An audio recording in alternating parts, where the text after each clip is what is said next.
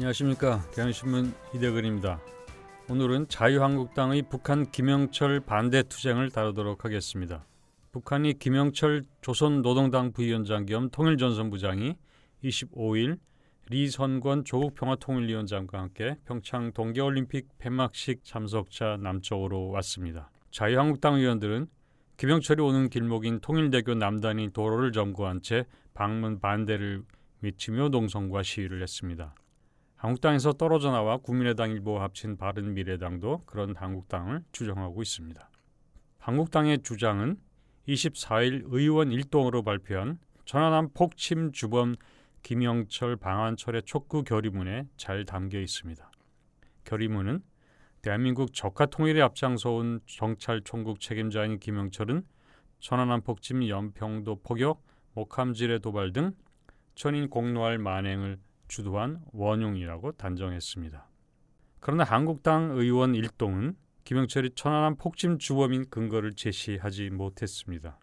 김영철이 주범이라는 근거를 제시하는 다른 인물이나 단체도 눈을 씻고 찾아봐도 찾을 수가 없습니다. 국가정보원도 통일부도 모른다고 하는 주범을 한국당은 어떻게 알게 되었는지 궁금합니다. 적어도 직전 집권당 세력이었고 지금도 제1야당으로서 국정의 책임 일부를 지고 있는 주요 정치 집단이 결의 같은 것을 한다면 분명한 사실에 근거해야 합니다.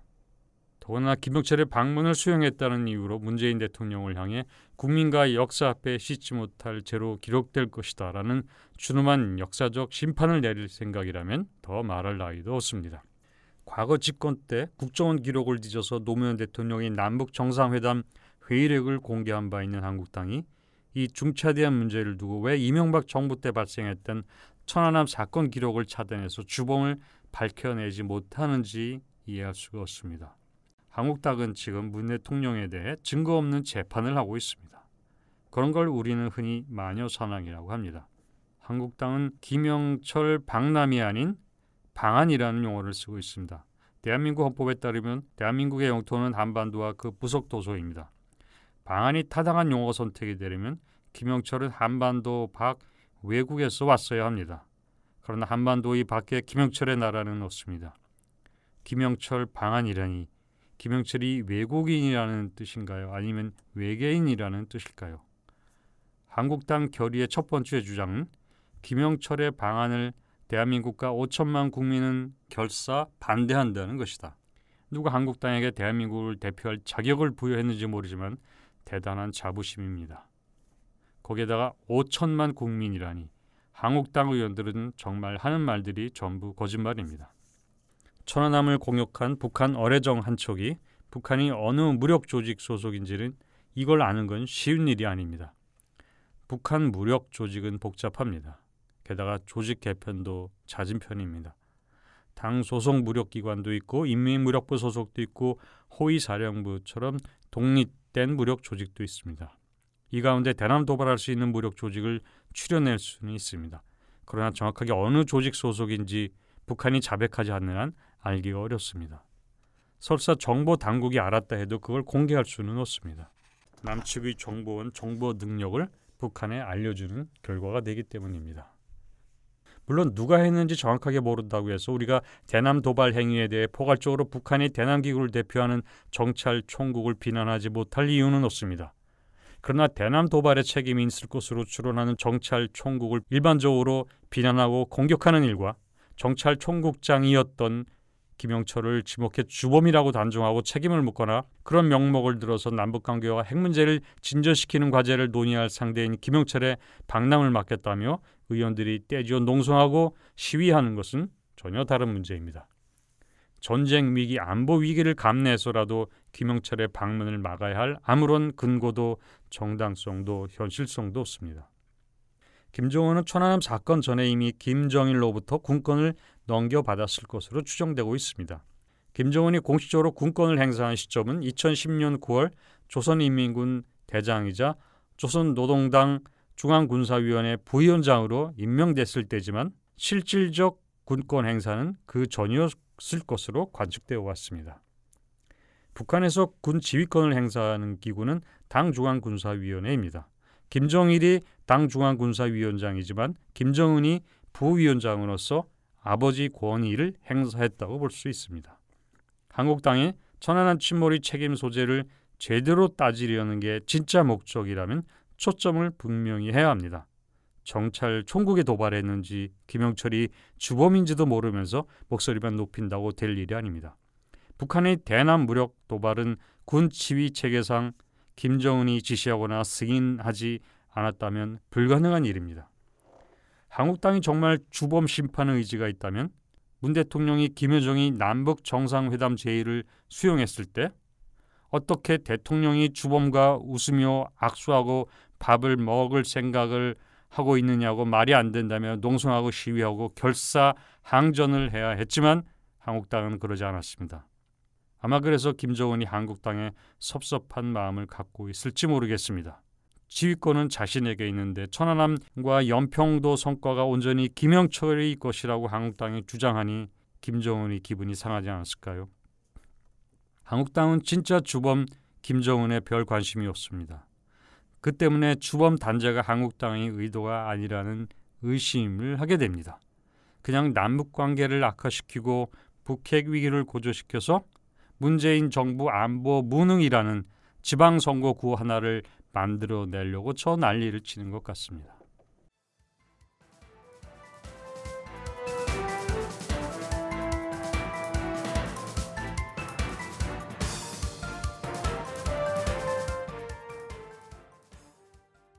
한국당 주장의 핵심은 대남 도발을 한 당사자와는 대화해서는 안 된다는 것입니다. 그러나 남북 관계사를 보면은 그 반대였습니다. 북한이 도발로 남북 관계가 위기에 처할수록 남북은 긴밀히 대화를 했습니다. 바로 그 때문에 전쟁을 막을 수 있었고 평화 시기도 누릴 수 있었습니다. 1983년 10월 북한은 버마에서 아웅산 테러를 자행합니다. 그렇지만 전두환 대통령은 그 끔찍한 사건에도 아랑곳 없이 1년 8개월 만인 1985년 연초에 국정연설을 통해서 남북 간 최고 책임자 회담, 즉 남북 정상회담을 제의했습니다. 전 대통령은 회담 장소가 평양, 서울, 모스크바, 베이징 어디든 상관없다면서 그해 하반기에 정상회담을 달성한다는 것을 원칙으로 제시했습니다. 박철원의 회고록 바른 역사를 위한 증언을 통해서 전쟁 위기를 촉발하는 북한의 대형 도발에 전두환 대통령이 당시 어떻게 대응했는지를 구체적으로 알 수 있습니다. 앞으로는 이 박철원 회고록의 내용을 중심으로 말씀을 드리겠습니다. 1983년 5월 27일 남북은 12년 만에 서울에서 남북 적시자회담을 개최합니다. 이때 대표단의 일원으로 북쪽에서 내려온 림춘길 노동당 부부장을 박철원이 만납니다. 그래서 남북 간의 고향 방문단, 예술단을 상호 교환 방문하는 데 합의를 합니다. 분단 40년 만에 처음 있는 일입니다. 83년 7월 11일에는 판문점 남측 평화의 집에서 1시에 노동당 부부장과 박철원 간의 첫 비밀 접촉을 가집니다. 박철원은 한반도의 평화정착과 조국의 평화적 통일을 위해서는 정상회담이 필수 불가결한 전제 조건이라고 강조했고 한 대표도 공감을 표합니다. 이후 두 차례 더 접촉을 갖고 북한이 허담 노동당 비서가 김일성 주석의 특사로 서울을 방문하기로 합의를 합니다. 이 합의 이후 장세동 국가안전기획부장이 전두환 대통령이 지시를 하면서 박철원에게 이런 말을 전합니다. 아웅산 테러에 대한 유감 표시가 없으면 정상회담을 할 필요가 없다. 박 특보가 한시의 대표를 만나서 허담 특사가 유감의 뜻을 표시해야 접촉이 가능하다고 사전에 설명하도록 하라. 북의 특사가 유감 표명을 하지 않을 때에는 김일성 주석을 만날 때라도 짚고 넘어가야 한다. 이것이 없으면 특사를 만날 필요도 없고 대통령이 평양에 갈 필요도 없다. 이렇게 장세동 부장이 전 대통령의 지시 내용을 전달하자 박철원은 이렇게 말합니다. 제3자가 사과한다는 사실을 안다는 것이 북한에게는 문제입니다.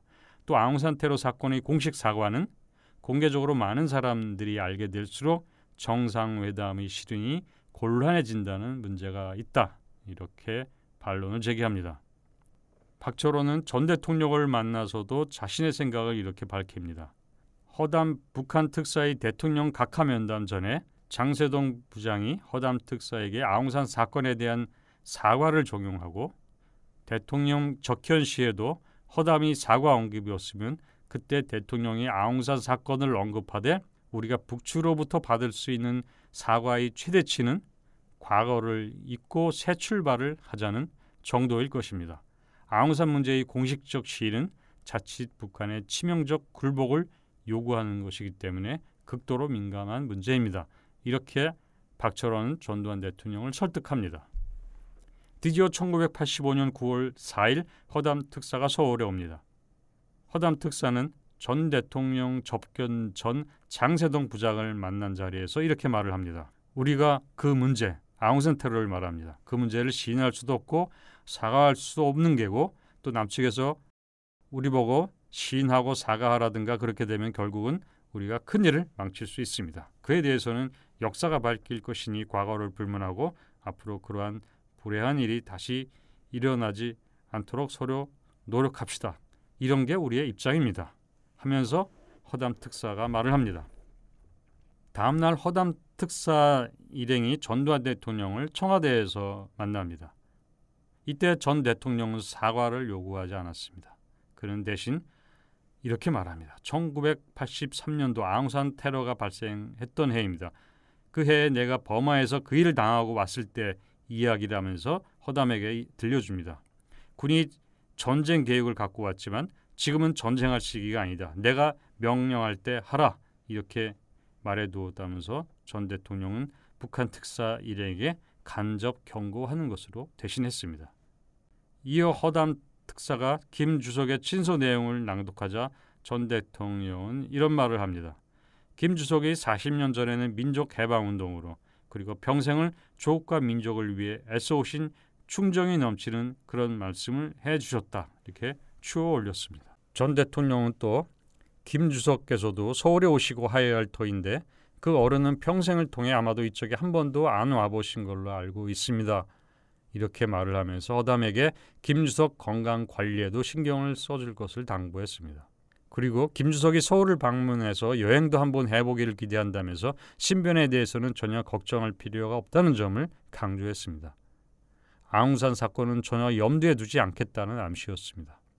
허담 일행은 저녁에 요정인 삼천강에서 엄선된 몇 명의 여성 봉사원, 밴드가 동원된 술자리를 했습니다. 아웅산 테러를 저지른 주범의 부하들을 전두환은 극진히 대접을 했습니다. 1985년 10월 16일 박철원은 장세동 부장과 함께 첫 방북을 해서 처음으로 김일성 주석을 면담을 합니다. 그런데 김일성 면담 나흘이 지난 시기인 10월 20일 이때는 아웅산 테러 2년을 맞는 시기이기도 합니다. 그때 북한이 다시 도발을 감행을 했습니다. 북한 무장 간첩선 한 척이 부산 청사포 앞바다에서 남측군에 의해 격침당한 일이 벌어진 겁니다. 이 문제로 전 대통령이 정상회담 조기 성사 입장은 철회했지만 남북 왕래와 비밀 접촉은 계속하면서 남북평화공정과 통일 방한 협의를 해왔습니다. 이렇게 제5공화국 기간에 33차례의 남북한 비밀 접촉을 했고 이 중 16차례는 군사분계선을 넘어 북한에서 이루어진 것입니다. 한국당은 자신이 과거에 어떻게 이런 일이 있었는지 긴 설명을 해야 할 것 같습니다. 이는 모두 정권이 정통성이 없는 전두환 집권 때의 일이라고 무시하고 싶다면 노태우 대통령 시절 이야기로 옮겨가도 좋습니다.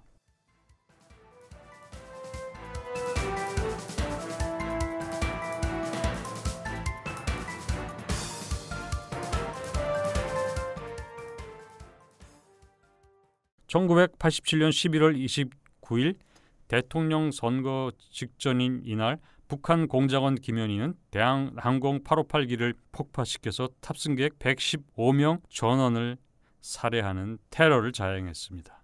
그럼에도 불구하고 노태우 당선자는 최측근 박철원을 통해서 다음해 2월 초 한시의 북측 대표와 제33차 남북 비밀 접촉을 가집니다. 박철원 회고록에서 박철원 당시 상황을 이렇게 기록을 했습니다. 한시의 대표는 노 후보가 당선되었으니 나에게 축하한다는 뜻을 전했다.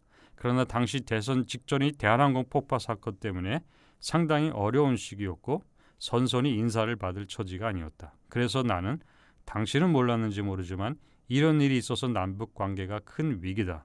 내가 개인적으로 당신을 공격하려는 것은 아니다.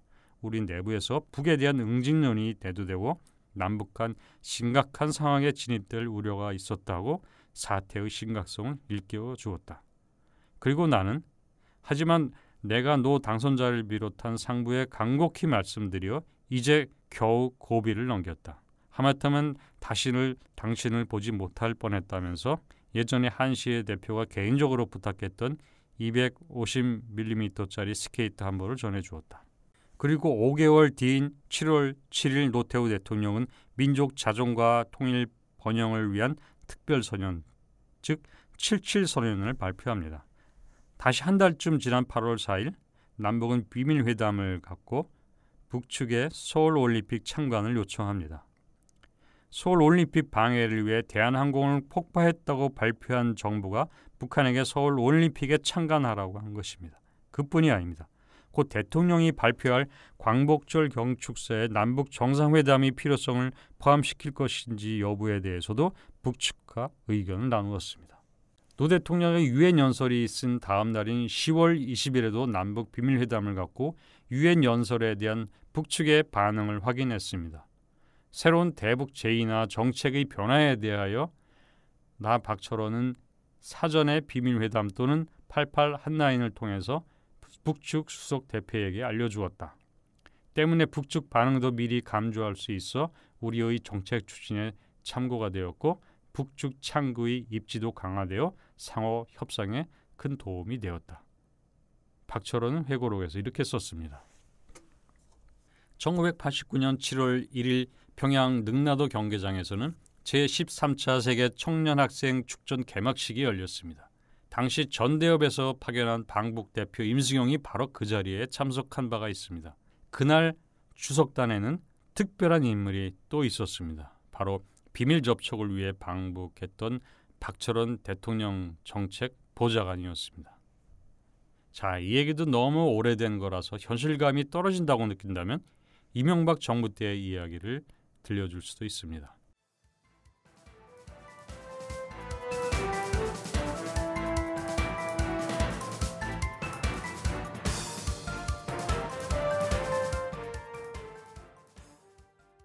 이명박 대통령은 천안함 침몰 사건 전부터 북측과 정상회담을 논의했습니다. 이명박 대통령은 자신의 자서전 대통령의 시간에서 그 과정을 비교적 자세히 설명하고 있습니다.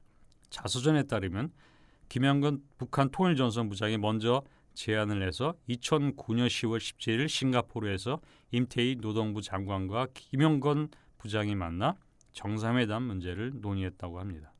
이어 11월 7일 그리고 14일 두 차례 개성에서 통일부와 북측 통정부 간 실무 접촉을 통해서 정상회담 개최 조건으로 북측에 대규모 지원할지를 두고 논쟁을 합니다. 실무 접촉에 진전이 없었고 이 문제에 대해서 이명박 대통령은 자서전에서 이렇게 썼습니다. 북한은 곧바로 탄탄한 비선 구축을 제의해 왔다. 나 역시 비공식적인 비선 접촉으로는 한계가 있다고 판단해 협의를 진행했다. 2009년 연말부터 서로의 메시지가 오고 갔다. 이렇게 정상회담 조건을 두고 남북한 실랑이 하는 와중인 2010년 3월 천안함 폭침 사건이 터집니다. 정부는 5.24 대북 제재 조치를 발표하면서 북한에 강경 대응을 합니다. 이명박 대통령 자서전에 따르면 북한은 2010년 6월 국가안전보위부 고위급 인사의 명의로 이 대통령의 모종의 메시지를 보냈습니다. 천안함 사건이 난 지 불과 3개월 만의 일입니다. 그럼에도 불구하고 이 대통령은 2010년 7월 국정원 고위급 인사가 방북을 하도록 했습니다. 천안함 사건이 난 지는 4개월, 5.24 대북 제재 조치를 취한 지는 2개월 만의 일입니다. 이명박 대통령 자서전은 북측과의 협의에서 국정원 고위급 인사가 천안함 사과와 재발 방지를 요구하자 북측은 동적으로는 유감이라 생각한다는 취지의 입장을 밝힐 수 있다고 했습니다. 그리고 쌀 50만 톤의 지원도 요구를 했다고 합니다. 여기에 대해서 이 대통령은 분명한 사과를 요구하면서 대북 지원을 거부했다고 합니다. 이렇게 남북 간 정상회담 조건 문제로 논의를 진행하던 2010년 11월 23일 북측이 연평도 포격 도발을 합니다. 그래도 남북 접촉은 계속되었습니다. 포격 12일 뒤인 12월 5일 북측 인사가 비밀리에 서울로 들어왔습니다. 대저 1명, 상저 1명과 통신원 2명을 대동한 북측과 남북 정상회담 개최 합의에 상당한 진전을 이뤘지만 이 대통령은 우리와 접촉한 북측 인사가 공개 처형됨으로써 이 문제로 국정원과 보위부 간의 접촉이 무산되었다고 회고록에서 밝히고 있습니다.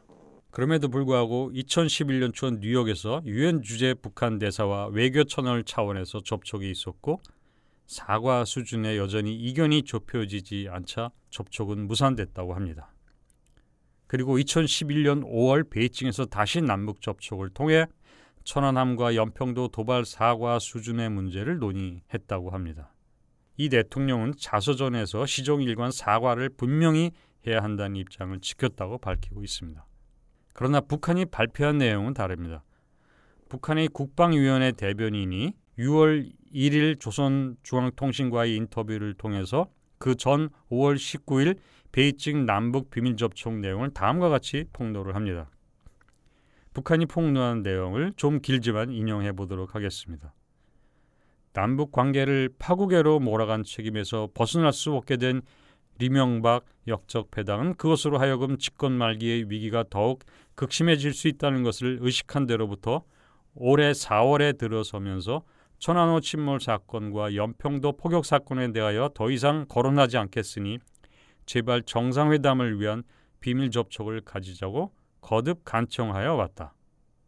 그러면서 리명박의 대북 정책이 북에서 오해를 하고 있어 그렇지 사실은 북남 관계 개선을 위한 것이라고 국외에 변명하였다. 그러나 5월 9일부터 비밀 접촉 마당에 나온 괴뢰 통일부 정책실장 김천식, 정보원국장 홍창화, 청와대 비서실 대외전략비서관 김태호 등은 우리와 한 초기 약속을 어기고 천안호 침몰 사건과 연평도 포격 사건이 남북 관계 개선을 위하여 지혜롭게 넘어가야 할 산이라며 우리의 사과를 받아내려고 요술을 부리기 시작하였다.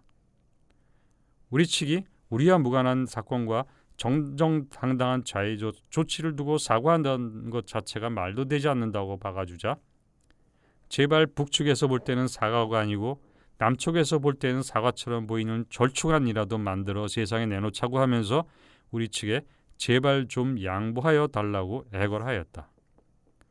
우리 측이 당치 않는 사과를 전제로 한 최고위급 회담 문제는 논의할 필요조차 없다.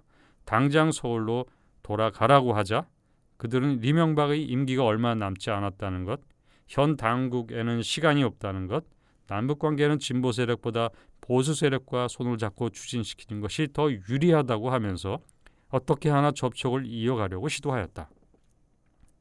이에 대하여 우리 측이 지금처럼 남측에서 선핵 포기와 두 사건에 대한 사과에 대하여 계속 떠들면서 반공화국 적대시 정책을 고집하는 한 최고위급 회담 개최는 있을 수 없다고 단호한 입장을 밝히자 최소한 두 사건에 대해 유감이라도 표시해달라.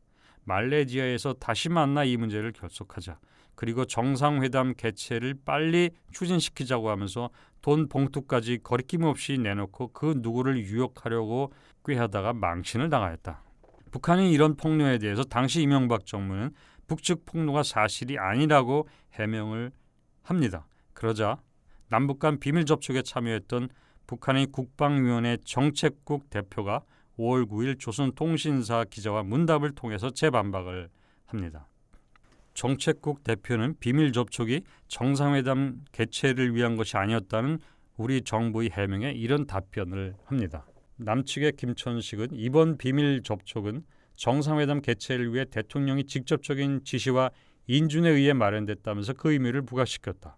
통일부 장관 현인택이 직접 접촉의 전 과정을 주관하고 있으며 청와대에도 그가 단독 선을 통해 상황 보고를 하고 있다고 했다.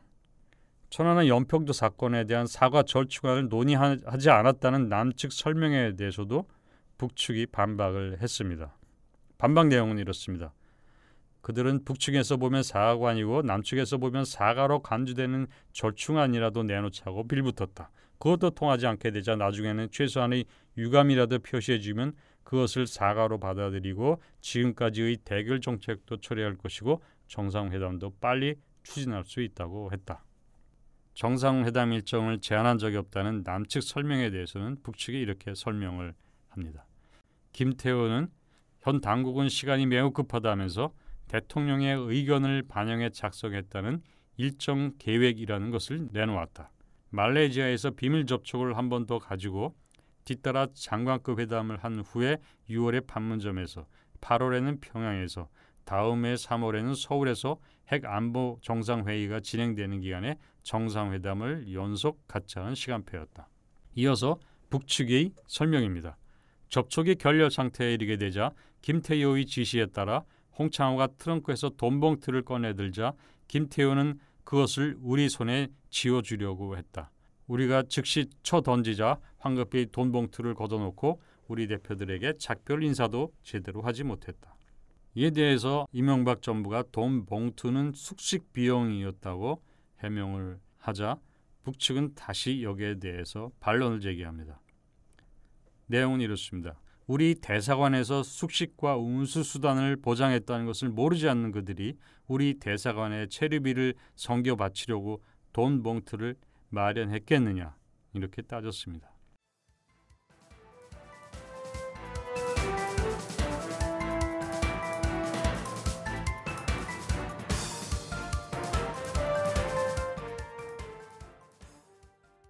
남북관계의 역사는 과거사에 대한 북측의 사과 문제가 책임자 처벌을 위한 것이 아니라 관계 개선을 위한 절차의 하나로 다뤄졌음을 보여주고 있습니다. 남북 화해와 평화가 우선이고 그 방향을 촉진하는 차원에서 사과 문제가 논의된 것입니다. 이건 역대 어느 성향의 정부이건 차이가 없습니다. 1983년 아웅산 테러, 1987년 대한항공 폭파 사건의 주범은 김정일입니다. 특히 대한항공 폭파 사건 때는 김정은이 직접 친필 지시를 내렸다는 조사 결과까지 있습니다. 김정일은 이미 1970년대부터 2인자로서 군대를 실질적으로 지휘했다는 관측과도 일치합니다.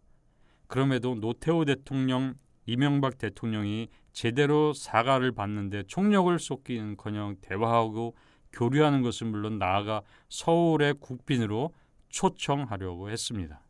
한국당은 스스로 과거를 돌아보기 바랍니다. 그리고 자문해 보기 바랍니다.